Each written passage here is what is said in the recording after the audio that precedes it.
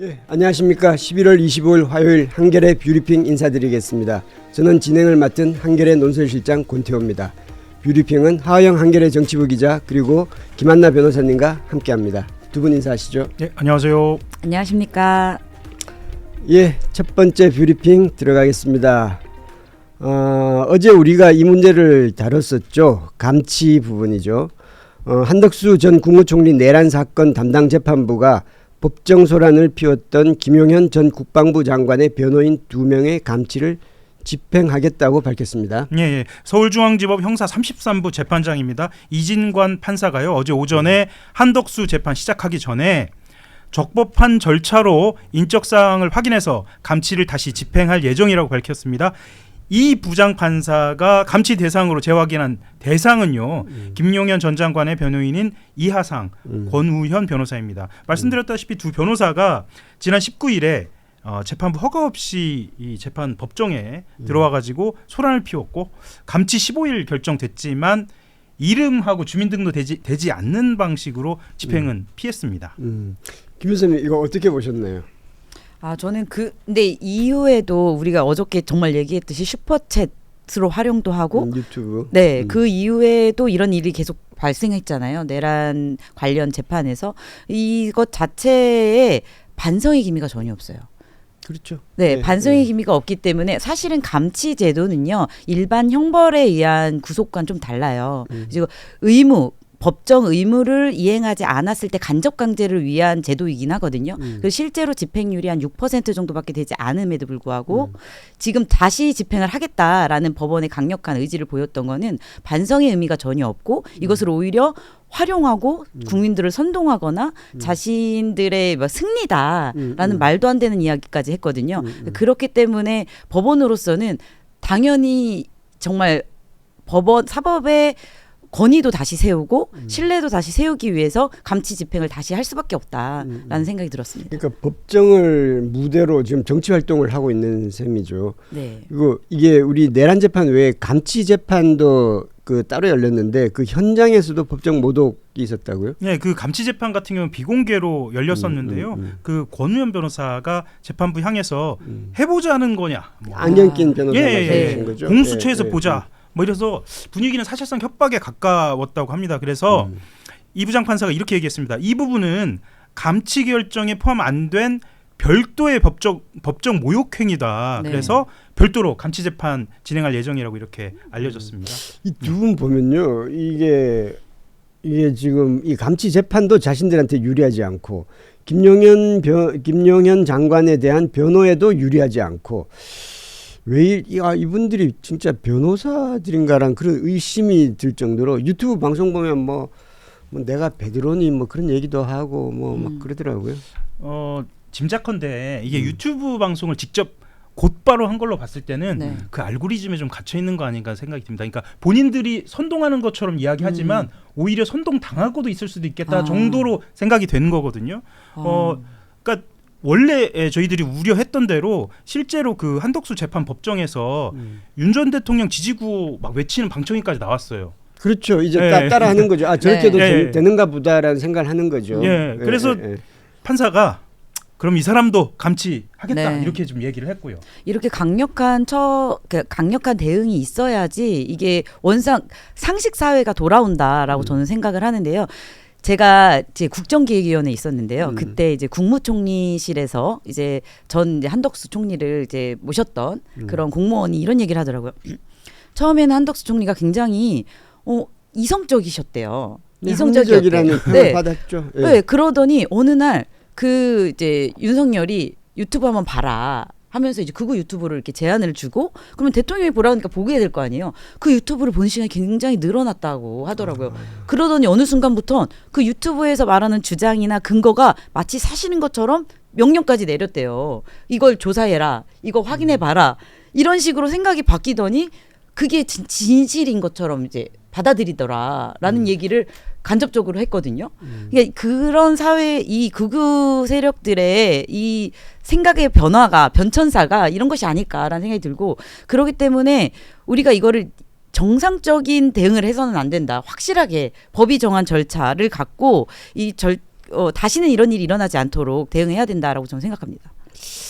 안타깝네요. 예, 저기 원래 한덕수 총리가 매일 아침마다 뉴욕타임즈 사설 본다고 그랬었는데 어느 순간 구글 유튜브를 보는 예, 사회로 바뀌었던 예. 거죠.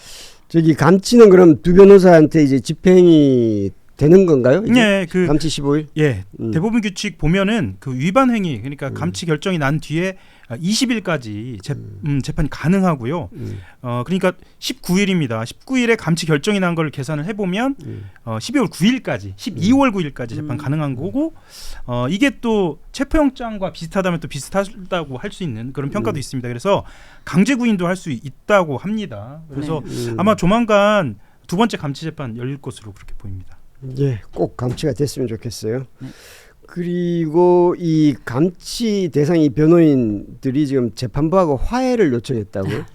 아, 이건 정말 어제 좀 깜짝 놀랐습니다. 처음에 화해 요청이라는 단어만 나왔을 때는 좀 깜짝 놀랐는데 갑자기 이하상 변호사가 재판에 들어와가지고 재판부와 화해하고 싶다 이렇게 이야기를 꺼낸 겁니다. 그런데 이제 그 내용이 좀 기가 막힌데요. 화해 방법과 내용을 얘기했거든요. 그러니까 불법을 초래한 재판부에서 김용현 장관을 직권 보석하고, 그러니까 풀어주란 말입니다. 불구속 상태에서 정상적인 재판 절차가 진행되는 게 원칙이다. 이렇게 얘기하면서 화해하자라고 이렇게 얘기를 한 겁니다. 그리고 또 이렇게도 얘기했습니다.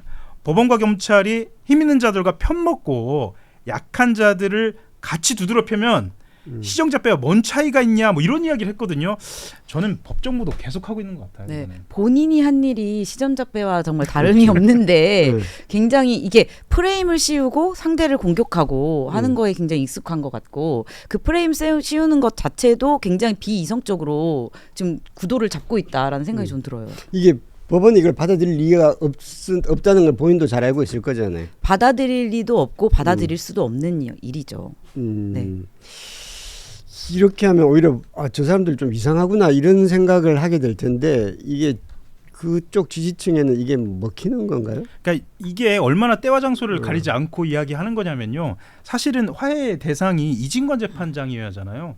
근데 그렇죠. 이 변호사가 이야기한 장소는 그 서울중앙지법 형사 34부여서 다른 재판부 들어가서 이야기를 한 겁니다. 그러니까 일방적으로 이진관 판사나 그 재판장을 향해서 한 게 아니라 법원을 향해서 또는 이제 자기 지지자들을 향해서 일방적인 주장을 이렇게 하는 그런 모습으로 보여졌습니다. 그래서 저는 사실 이런 생각, 이게 이권 변호사다. 왜냐하면 이하상 권 변호사 이권 변호사인데, 네, 두 분을 합쳐서 우리 줄임말을 갖고 하면 이 이권 변호사가 자신의 이익을 위해서 그 절차랑 전혀 상관없이 계속 스피커 역할을 한다라는 생각이 좀 들어요. 뭐 이걸 좀 짤로 만들어서 뿌릴 수도 있는 거고, 그렇죠.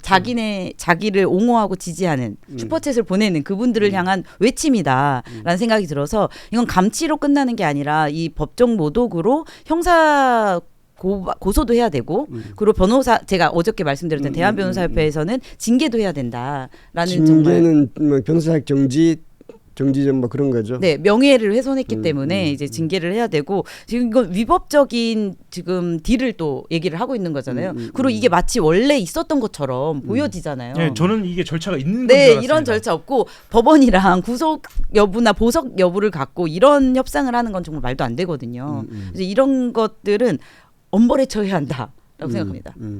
변호사 같지가 않아요. 어쨌든 하는 행동을 보면.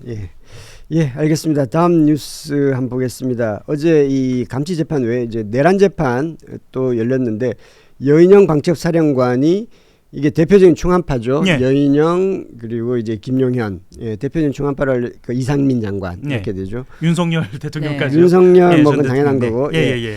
자신이 계엄을 말렸다 뭐 그런 식으로 말했네요. 예, 어제 12.3 비선계엄 핵심 가담자죠. 그 군사 재판을 받고 있습니다. 여인영 전 방첩사령관이 윤석열 전 대통령 내란 재판 증인으로 나와가지고요. 지난해 5월에서 6월경에 삼청동 안가 모임에서 나눈 얘기를 증언한 건데요.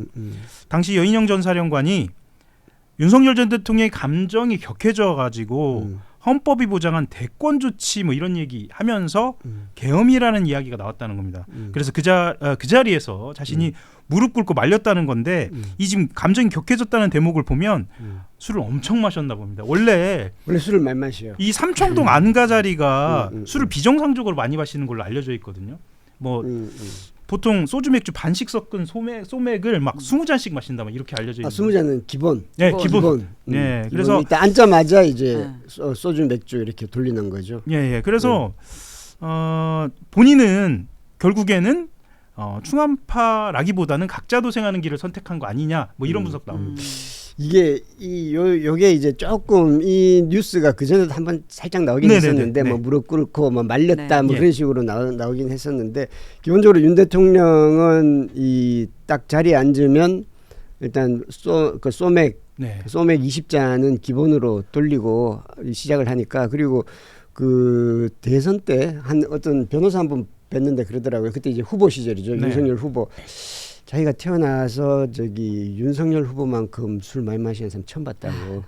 일단 술을 그냥 이렇게 그냥 뭐 그 마신다기보다도 그냥 넣는 들이붓는. 정도 수준으로. 그래서 지금 이제 윤석열 대통령이 이해할 수 없는 행동들 사람들이 다 생각하잖아요. 아, 저 사람이 검찰총장도 했고 서울법대 나왔고 사법고시 됐는데 왜 저러지라는 게 술 너무 많이 마셔서 네. 알코올성 치매라고 하거든요. 약간 이제 그런 게 네, 아닌가. 진짜 가능합니다. 그러니까 이제 그 부정선거를 완전 확신한다든지 이런 네.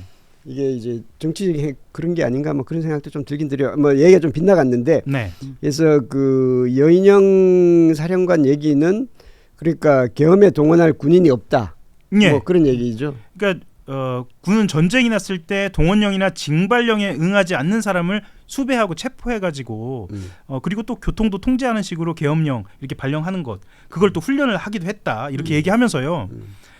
사회가 혼란스러우면 군이 동원될 거라고 생각할 수 있는데 이건 천만의 말씀이다. 계엄은 개전 초기 그러니까 전쟁 초기에 발령이 되는데 육군 30만 중에 계엄에 동원될 사람은 없다. 뭐 이런 얘기도 했습니다. 그렇죠. 계엄이 안 된다. 그러니까 계엄이라는 게 전시라든지 이럴 때만이 전시 사변에 준하는 사태에만 되는 거지. 네. 이게 계엄이 안 된다는 거고 이제 그냥 무릎을 꿇어서 이제 말렸다는 근데 말렸다는 그런 의미는 아닌 것 같아요. 그러니까 잘 들어보면요, 이 뉘앙스가 본인은 말렸다라고 하면서 이렇게 빠져나가려고 하는데 그걸 다르게 해석해 보면 계엄 준비가 철저해야 한다는 얘기도 들립니다. 네. 그렇죠. 네, 그러니까 계엄은 불법이고 정당하지 못하니까 하지 말자 이런 게 아니고 현실적으로 불가능하니까 하지 말자는 거거든요. 그러니까 제가 보기에는 야 저건 진짜 자백 아니냐 뭐 이런 생각도 좀 들었습니다. 어제 이런 얘기를 했었죠. 이 여사령관이 지금 대통령이 지금 이 군이 이 체계라든지 이게 어떻게 움직이고 하는 건지를 잘 모르신 것 같다. 예.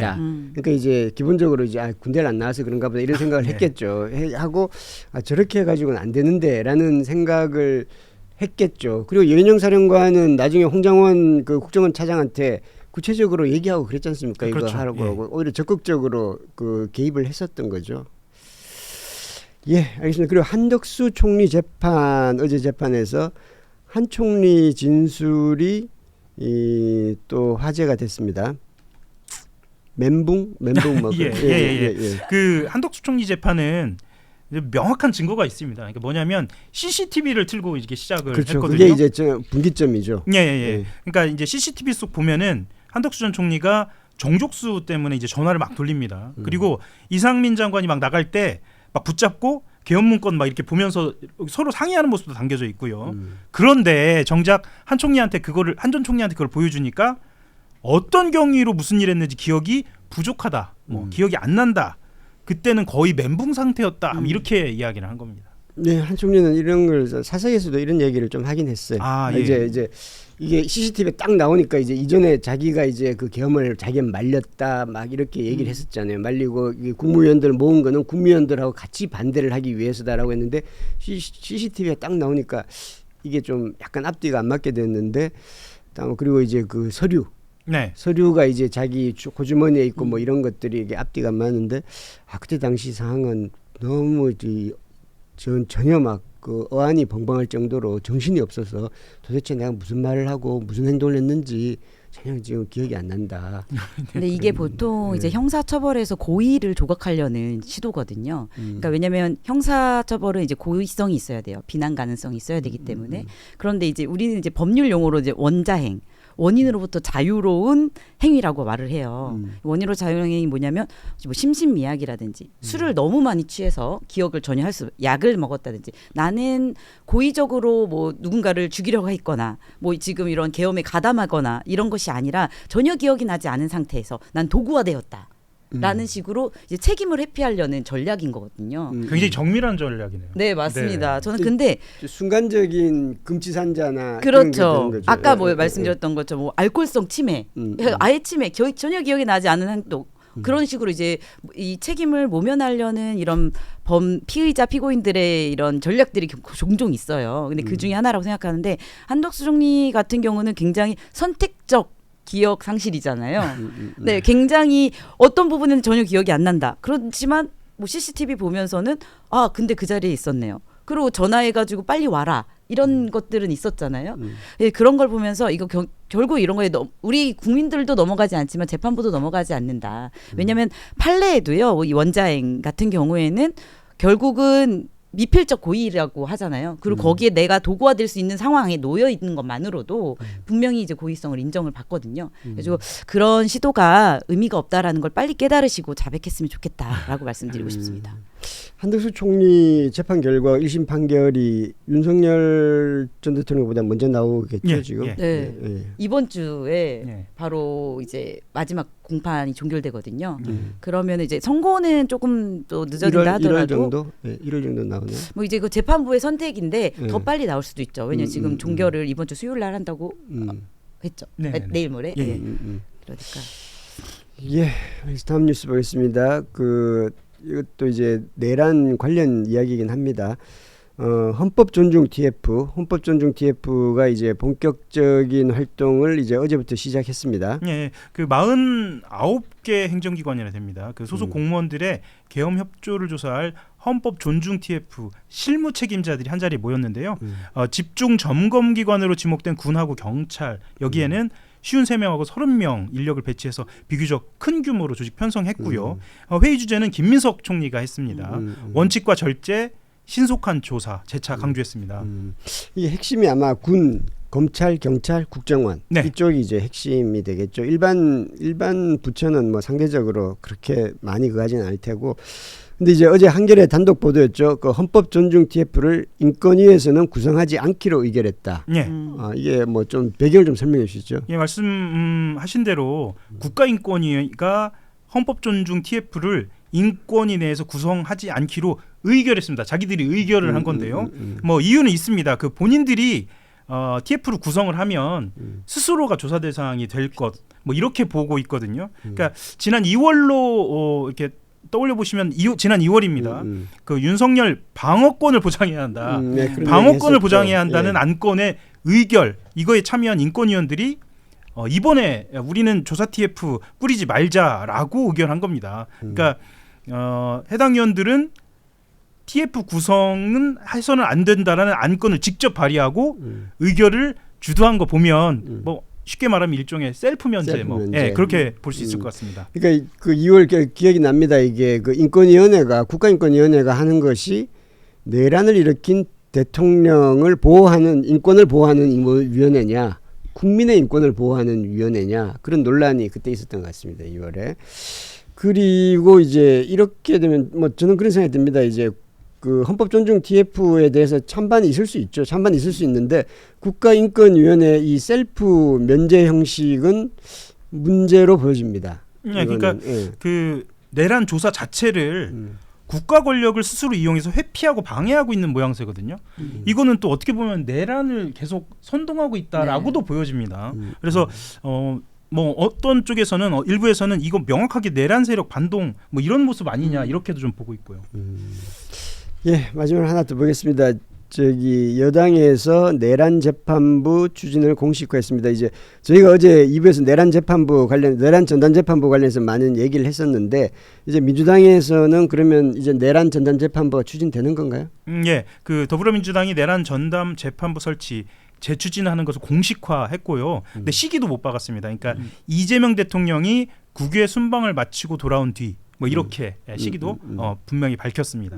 그럼 뭐 이제 이번 주말 뭐 예. 하고 넘어서 이제 곧바로 이제 진행이 되겠네요. 이게 그리고 특히 어제 우리가 방송을 하고 있던 중이었죠. 이제 민주당 최고위원회에서 예. 김병기 원내대표가 이제 내란 전단 재판부 그게 그 자기도 찬성한다, 지지한다라고 하면서 이제 입장이 이제 확 이제 한쪽으로 확 바뀌었죠. 예.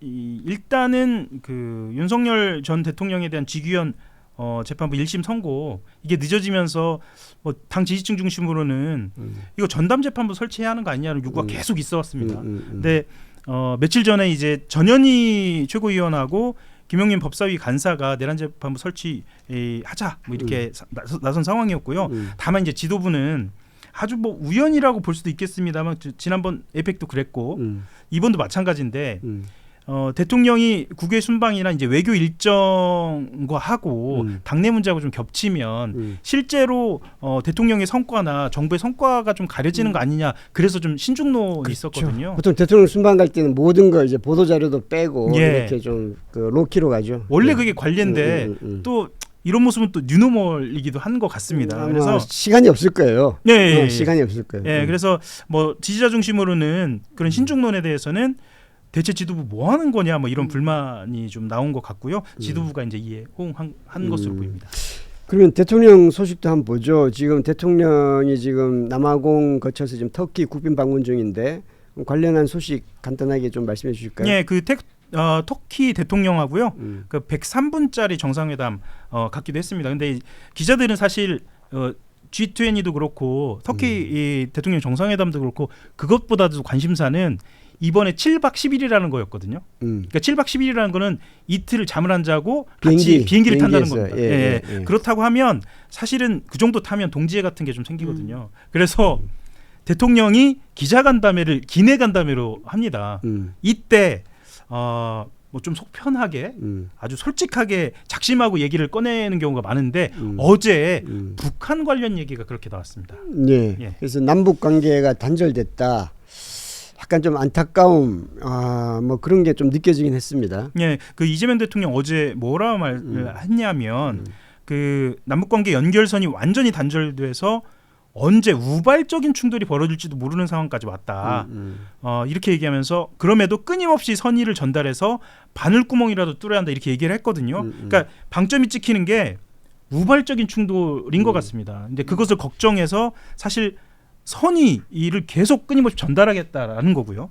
예, 그렇습니다. 보통 대통령이 남북 관계가 꽉 막혀 있을 때도 계속 희망적인 얘기를 많이 하거든요. 네. 뭐 괜찮습니다라고 막 그렇게 하는데 지금은 이제 상황이 뭐 썩 좋지는 않은 것 같아요. 이게 아마 이제 그 비무장지대 네. 거기서 이제 알게 모르게 이렇게 이런 조금 작은 충돌 가능성이 늘 있으니까 예, 그걸 예. 이제 우려하는 것 같아요. 이 알려진 대로 사실 그런 아주 작은 충돌이나 그런 긴장 상태는 계속 보고가 있는 것으로 좀 알려져 있고요.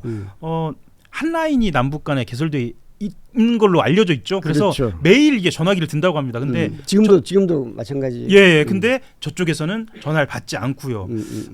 제가 어제 이제 그 여권에 이제 고위권 인사 한 분 만났는데요. 지난 김영남 위원장 조문 당시 그때 간다 만다 해서 북한 쪽하고 좀 접촉을 하려고 여러 루트로 시도를 했다라고 합니다. 이제 후일담이긴 한데 그런데 정말 전혀 루트가 통하지도 않고 받지도 않는다. 그리고 특히나 보통 우리가 안 통하면 미국을 통하기도 하거든요. 그렇죠. 미국도 마찬가지인 것 같다. 이런 이야기도 전했습니다. 그러니까 이제 뭐 그냥 이제 러시아하고 이쪽으로만 해서도 충분히 자립이 가능하다 뭐 그런 판단을 하는 모양이죠. 예. 그러니까 뭐 전쟁 중에도 원래 대화를 하는 거는 관례고요. 그 미국 같은 경우에는 국무부하고 북한 외무성하고 물밑 대화는 계속 하는 것으로 알려져 있었는데 그렇죠. 그게 이제 완전히 단절됐다는 겁니다. 노벨상은 건너가는 것 같습니다. 근데 물 저는 건너가는 것 이게 같습니다. 예. 북한이 단지 미국과 대한민국과 소통하지 않고 자립할 수 있다라는 의미라기보다는 지금 오픈할 수 없는 상태는 아닐까라는 생각도 좀 있습니다. 지금 또 체제 안정이나 이런 문제들도 있고 그리고 오히려 지금 전략적 선택으로서 뭔가 항의를 해야 더 관심을 가져주는 과거의 그런 사례들도 이제 이 선택에 계기가 된 것이 아닐까라는 생각이 들고 우리 대통령님은 이제 허심탄회하게 얘기를 함으로써 우리는 계속적으로 화해와 평화를 원한다. 그리고 또 어젠 그런 얘기를 하고 흡수통일을 원하는 것은 아니다. 일단은 평화 체계에 방점을 뒀거든요. 이제 그런 데서 이제 계속 러브콜을 하고 있는 것은 아닌가라는 생각이 듭니다. 흡수통일은 우리가 감당이 안 될 겁니다. 네, 아마. 맞습니다. 우리가 감당이 네. 그리고 이게 남북 관계라는 건 이제 국방부 출입한 하현 기자 더 잘 아시겠지만은 이게 문재인 정부 때도 생각해 보면 2017년도에 남북 관계가 굉장히 안 좋았잖아요. 안 좋았죠. 미사일 쏘고 막 문재인 대통령이 북한에 대해서도 아주 강하게 이제 비판하고 그래서 그게 아주 최악이다 싶었는데 갑자기 하루아침에 확 바뀌기도 하는 거니까 남북 관계라는 게 원래 그럴 수 있는 거 아닌가요? 그러니까 북한의 말씀하셨던 것처럼 그 대화의 특징 중에 하나가 에스컬레이팅이거든요. 그러니까 최대로 위기를 올리는. 대화를 하기 전에 그러니까 위기 상황을 끝까지 밀어올립니다. 네. 물론 지금 상황이 그 상황은 아닌 것 같긴 그 합니다만. 상황인지 예. 잘 모르겠습니다. 제가 만났던 고위급 인사 같은 경우에도 자신 못합니다. 그러니까 자신 못하더라고요. 이게 예전처럼 그럼 내년에 희망적이어서 지금 이러냐 그 자신은 못하더라고요. 그래서 말씀하셨던 것좀 희망적으로 본다면 진짜 내년에 북미회담이 열린다 이런 순간에 열린다라고 하면 이건 또 한 번의 어떤 격변이랄까요? 또 새로운 국면이 또 열리는 거죠. 노벨 예. 평화상을 받고 싶어하는 트럼프가 새로운 쇼를 새로운 연극과 그런 장을 만들 수도 있다라는 생각도 그러니까 북한도 그걸 아니까 훨씬 더 네. 많은 걸 받아내려고 하겠죠. 예, 내년에 어쨌든 그 트럼프가 중국을 방문하는 것으로 네. 그렇게 지금 알려져 있는데요. 그때가 찬스다 이렇게 모두 다 지금 주목하고 있습니다. 예. 예, 쉽진 않아 보입니다. 예. 예, 그럼 1분 여기서 마치고요.